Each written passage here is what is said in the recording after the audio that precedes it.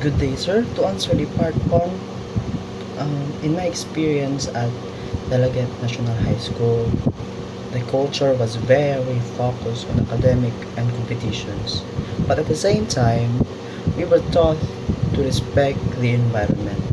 And it felt balanced because aside from studying, we also learned that discipline and responsibility are important.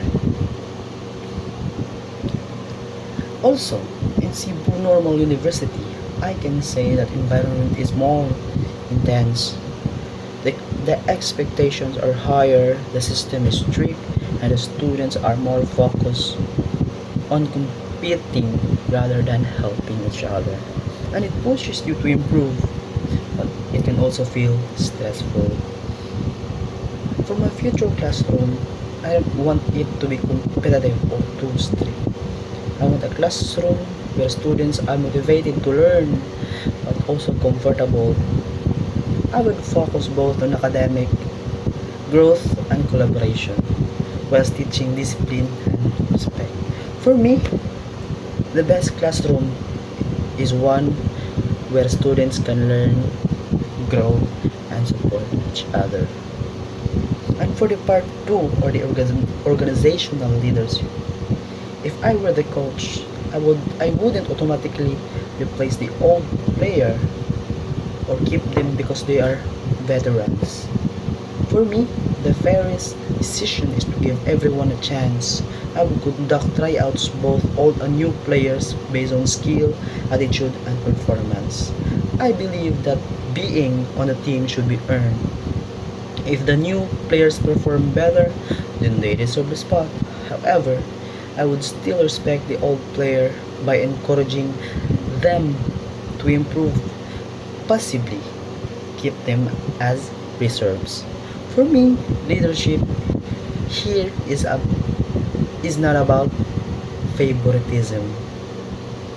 It's about fairness and growth. And for the part 3, the decision making as a school head. If I were the school head, I would hire the first applicant. Ask me why. Because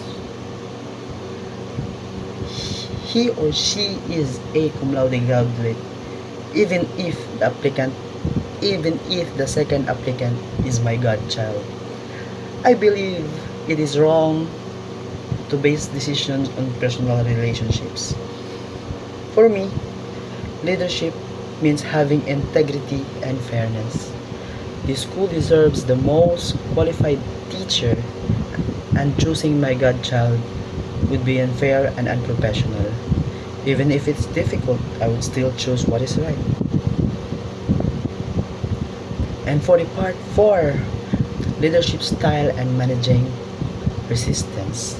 As a president, I would use a democratic and transformational leadership style.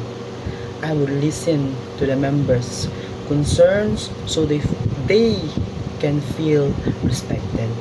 They clearly explain why this new system is important. I would provide training, introduce the system step by step, and assign members to help each other. And I believe change is easier when people are supported. If resistance continues, I would be more firm. I would remind them that system requires and set clear expectations. If needed, I would talk to them individually and enforce accountability.